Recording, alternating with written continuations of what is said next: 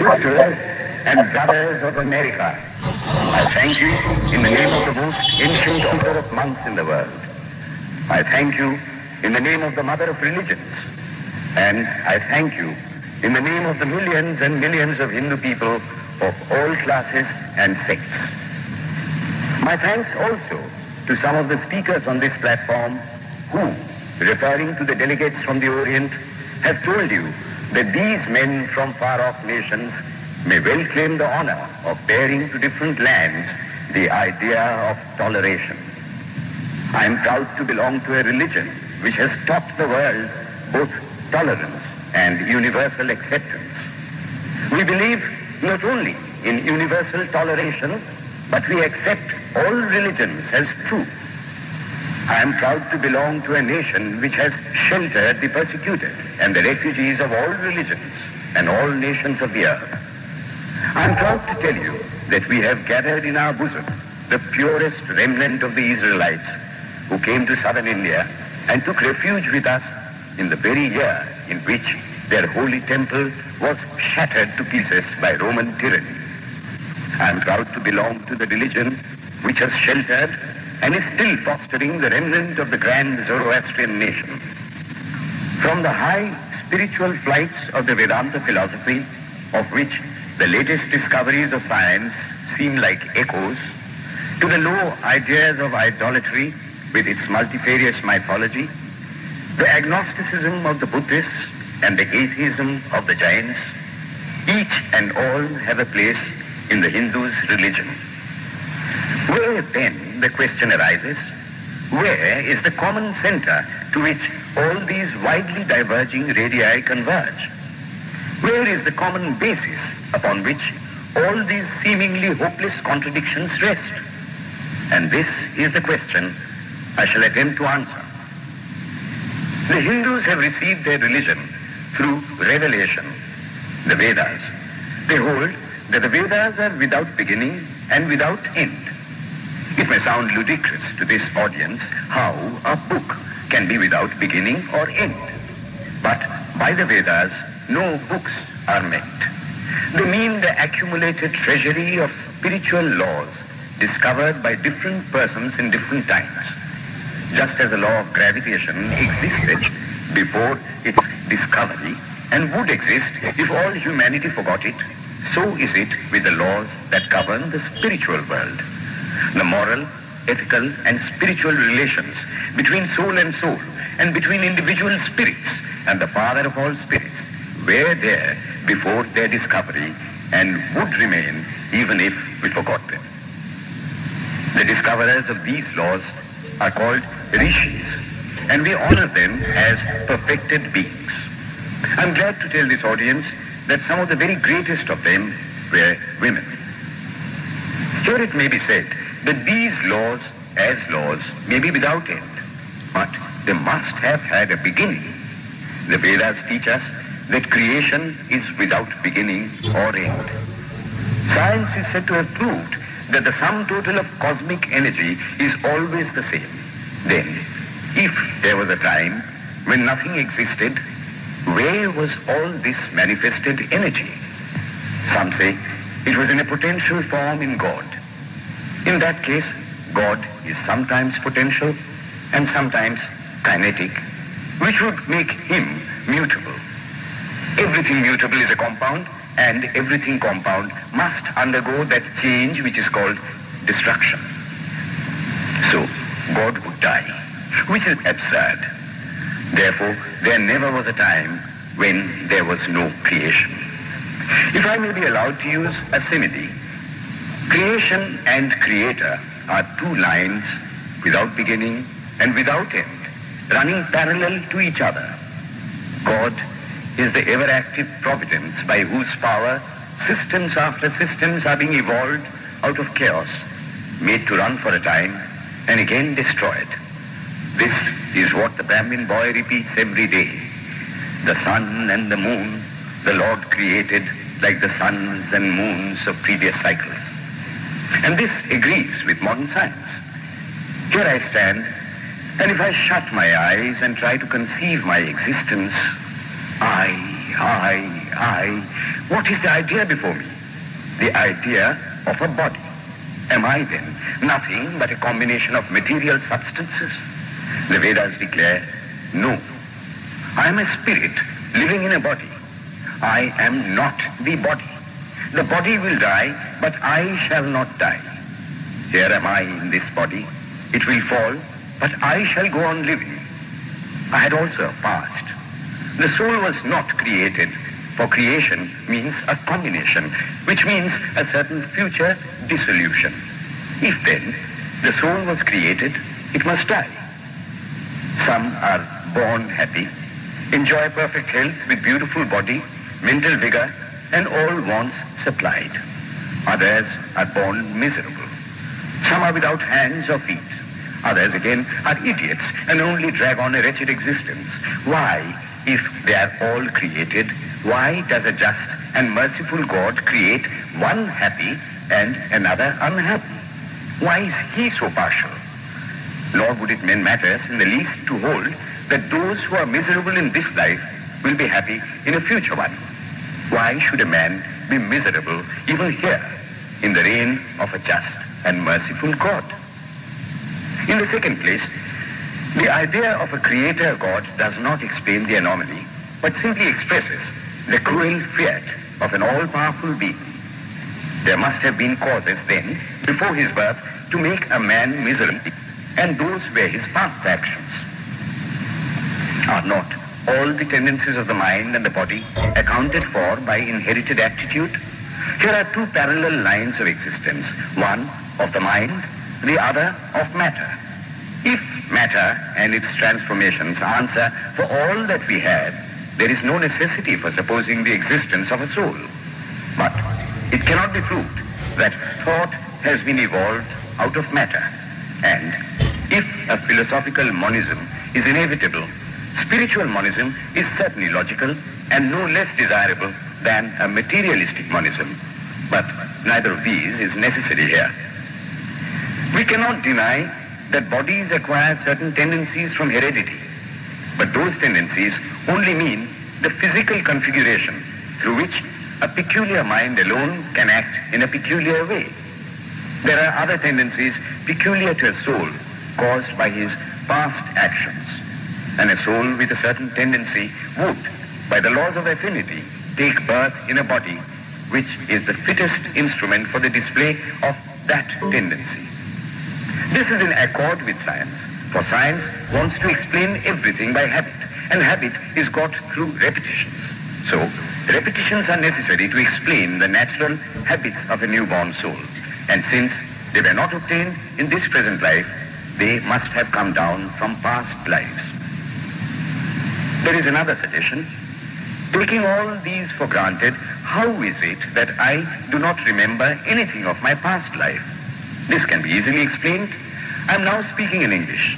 It is not my mother tongue. In fact, no words of my mother tongue are now present in my consciousness. But let me try to bring them up. And they rush in. That shows that consciousness is only the surface of the mental ocean, and within its depths are stored up all our experiences. Try and struggle. They would come up, and you would be conscious even of your past life. This is direct and demonstrative evidence. Verification is the perfect proof of a theory, and here is the challenge thrown to the world by the rishis. We have discovered the secret by which the very depths of the ocean of memory can be stirred up. Try it, and you would get a complete reminiscence of your past life. So then, the Hindu believes that he is a spirit. Him the sword cannot pierce, him the fire cannot burn, him the water cannot melt, him the air cannot dry. The Hindu believes that every soul is a circle whose circumference is nowhere, but whose center is located in the body, and that death means the change of the center from body to body. Nor is the soul bound by the conditions of matter. In its very essence, it is free, unbounded, holy, pure, and perfect. But somehow or other, it finds itself tied down to matter and thinks of itself as matter. Why should the free, perfect, and pure being be thus under the thraldom of matter is the next question. How can the perfect soul be deluded into the belief that it is imperfect? We have been told that the Hindus shirk the question and say that no such question can be there. Some thinkers want to answer it by positing one or more quasi-perfect beings and use big scientific names to fill up the gap. But naming is not explaining. The question remains the same. How can the perfect become the quasi-perfect? How can the pure, the absolute, change even a microscopic particle of its nature? But the Hindu is sincere. He does not want to take shelter under sophistry. He is brave enough to face the question in a manly fashion, and his answer is, I do not know. I do not know how the perfect being, the soul, came to think of itself as imperfect, as joined to and conditioned by matter. But the fact is a fact for all that. It is a fact in everybody's consciousness that one thinks of oneself as the body. The Hindu does not attempt to explain why one thinks one is the body. The answer that it is the will of God is no explanation. This is nothing more than what the Hindu says, I do not know. Well then, the human soul is eternal and immortal, perfect and infinite, and death means only a change of center from one body to another. The present is determined by our past actions, and the future by the present. The soul will go on evolving up or reverting back from birth to birth and death to death. But here is another question. Is man a tiny boat in a tempest, raised one moment on the foamy crest of the billow and dashed down into a yawning chasm the next, rolling to and fro at the mercy of good and bad actions, a powerless, helpless wreck in an ever-raging, ever-rushing, uncompromising current of cause and effect, a little moth placed under the wheel of causation, which rolls on, crushing everything in its way, and waits not for the widow's tears or the orphan's cry? The heart sinks at the idea. Yet, this is the law of nature. Is there no hope? Is there no escape? Was the cry that went up from the bottom of the heart of despair. It reached the throne of mercy, and words of hope and consolation came down and inspired a Vedic sage, and he stood up before the world and in trumpet voice proclaimed the glad tidings. Hear ye, children of immortal bliss, even ye that reside in higher spheres. I have found the Ancient One who is beyond all darkness, all delusion. Knowing him alone, you shall be saved from death over again. Children of immortal bliss. What a sweet, what a hopeful name. Allow me to call you, brethren, by that sweet name, heirs of immortal bliss. Yea, the Hindu refuses to call you sinners. We are the children of God, the sharers of immortal bliss, holy and perfect beings. Ye divinities on earth, sinners, it is a sin to call a man so. It is standing libel on human nature. Come up, O lions, and shake off the delusion that you are sheep. You are souls immortal, spirits free, blessed and eternal. Ye are not matter, ye are not bodies. Matter is your servant, not you the servant of matter. Thus it is that the Vedas proclaim not a dreadful combination of unforgiving laws, not an endless prison of cause and effect, but that at the head of all these laws, in and through every particle of matter and force, stands one, by whose command the wind blows, the fire burns, the clouds rain, and death stalks upon the earth. And what is his nature? He is everywhere, the pure and formless one, the almighty and the all-merciful. Thou art our Father, thou art our Mother, thou art our beloved friend, thou art the source of all strength. Give us strength. Thou art he that beareth the burdens of the universe. Help me bear the little burden of this life. Thus sang the rishis of the Vedas. And how to worship him? Through love. He is to be worshipped as the one beloved, dearer than everything in this and the next life. This is the doctrine of love declared in the Vedas, and let us see how it is fully developed and taught by Krishna, whom the Hindus believe to have been God incarnate on earth. He taught that a man ought to live in this world like a lotus leaf, which grows in water, but is never moistened by water. So a man ought to live in the world, his heart to God and his hands to work. It is good to love God for hope of reward in this or the next world, but it is better to love God for love's sake. One of the disciples of Krishna, the then Emperor of India, was driven from his kingdom by his enemies and had to take shelter with his queen in a forest in the Himalayas. And there, one day, the queen asked him how it was that he, the most virtuous of men, should suffer so much misery. Yudhishthira answered, "Behold, my queen, the Himalayas. How grand and beautiful they are. I love them. They do not give me anything, but my nature is to love the grand, the beautiful. Therefore, I love them. Similarly, I love the Lord. He is the source of all beauty, of all sublimity. He is the only object to be loved. The Hindu does not want to live upon words and theories. If there are existences beyond the ordinary, sensuous existence, he wants to come face to face with them. If there is a soul in him which is not matter, if there is an all-merciful universal soul, he will go to him direct. He must see him, and that alone can destroy all doubts. So, the best proof a Hindu sage gives about the soul, about God, is, I have seen the soul, I have seen God. And that is the only condition of perfection. The Hindu religion does not consist in struggles and attempts to believe a certain doctrine or dogma, but in realizing, not in believing, but in being and becoming. Thus, the whole object of their system is by constant struggle to become perfect, to become divine, to reach God and see God. And this reaching God, seeing God, becoming perfect, even as the Father in heaven is perfect, constitutes the religion of the Hindus. And what becomes of a man when he attains perfection? He lives a life of bliss infinite.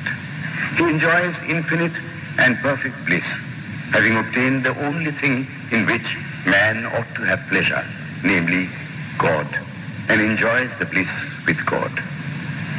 So far, all the Hindus are agreed. This is the common religion of all the sects of India. But then, perfection is absolute, and the absolute cannot be two or three. It cannot have any qualities. It cannot be an individual. And so, when a soul becomes perfect and absolute, it must become one with Brahma, and it would only realize the Lord as the perfection, the reality of its own nature and existence, the existence absolute, knowledge absolute, and bliss absolute. We have often and often read this called the losing of individuality and becoming a stock or a stone. He jests at scars that never felt a wound. I tell you, it is nothing of the kind.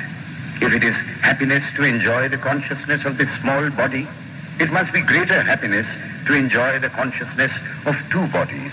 The measure of happiness increasing with the consciousness of an increasing number of bodies, the aim, the ultimate of happiness being reached when it would become a universal consciousness. Therefore, to gain this infinite universal individuality, this miserable little prison individuality must go. Then alone can death cease when I am one with life. Then alone can misery cease when I am one with happiness itself.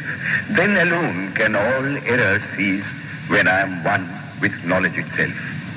And this is the necessary scientific conclusion.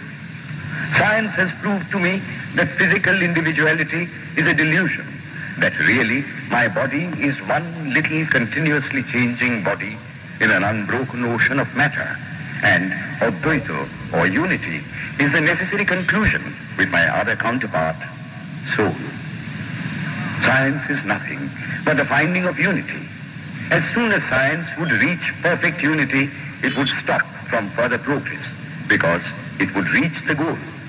Thus, chemistry could not progress farther when it would discover one element out of which all others could be made. Physics would stop when it would be able to fulfill its services in discovering one energy of which all the others are but manifestations. And the science of religion become perfect when it would discover Him who is the one life in a universe of death. Him who is the constant basis of an ever-changing world. One who is the only soul of which all souls are but delusive manifestations. Thus is it, through multiplicity and duality, that the ultimate unity is reached. Religion can go no farther. This is the goal of all science. All science is bound to come to this conclusion in the long run. Manifestation and not creation is the word of science today. And the Hindu is only glad that what he has been cherishing in his bosom for ages is going to be taught in more forcible language and with further light from the latest conclusions of science. Descend we now from the aspirations of philosophy to the religion of the ignorant. The tree is known by its fruits. When I have seen amongst them that are called idolaters, men, the like of whom in morality and spirituality and love I have never seen anywhere, I stop and ask myself, can sin beget holiness? Superstition is a great enemy of man, but bigotry is worse. Why does a Christian go to church? Why is the cross holy? Why is the face turned toward the sky in prayer? Why are there so many images in the Catholic Church? Why are there so many images in the minds of Protestants when they pray?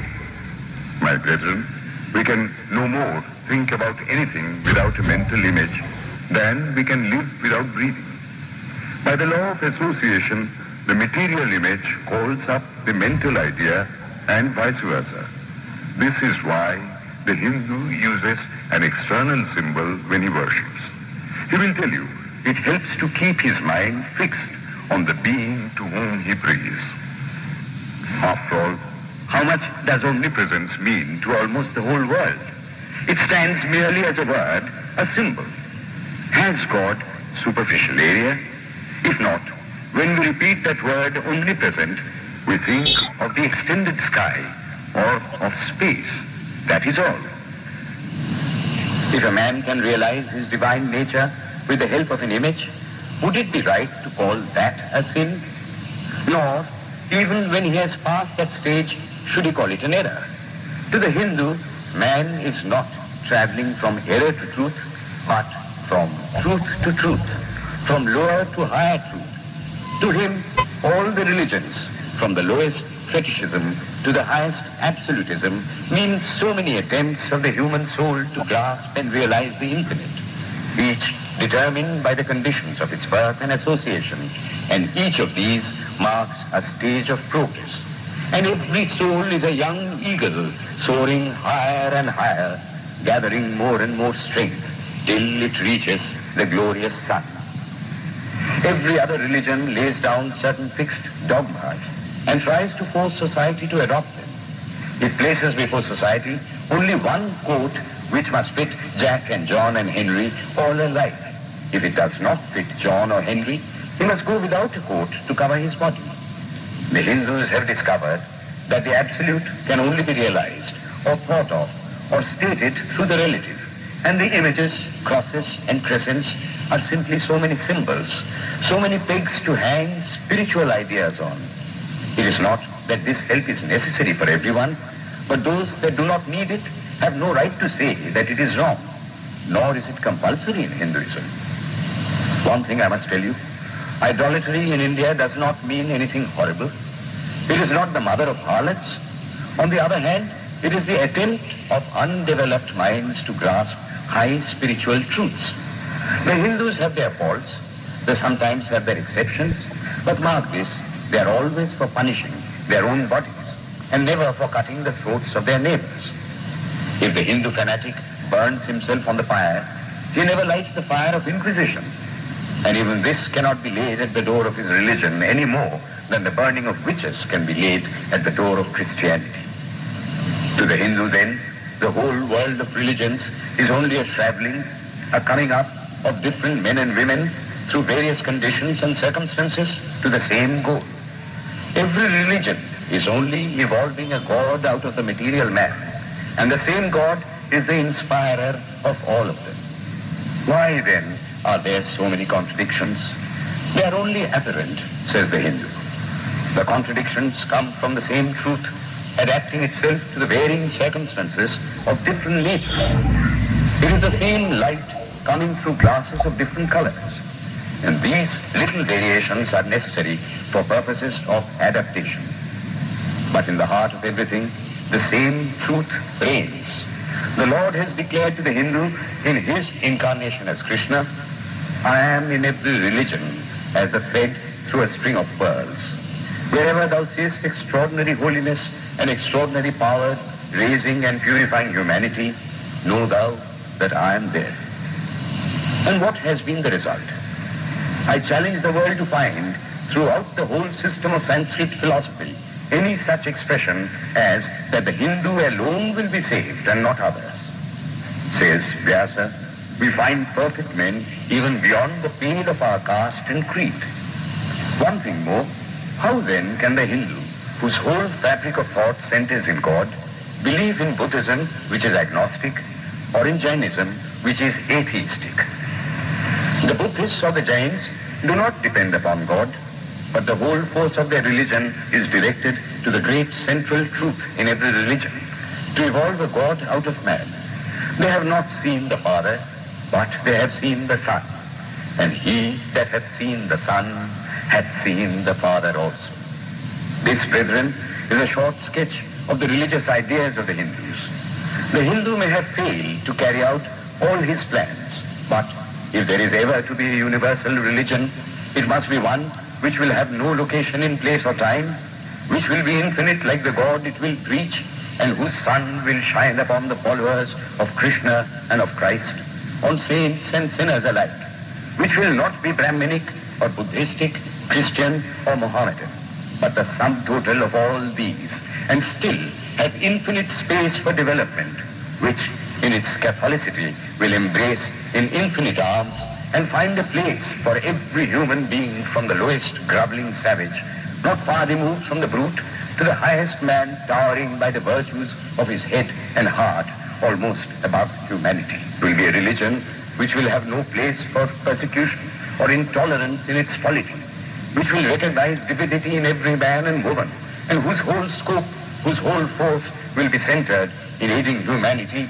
to realize its own true divine nature.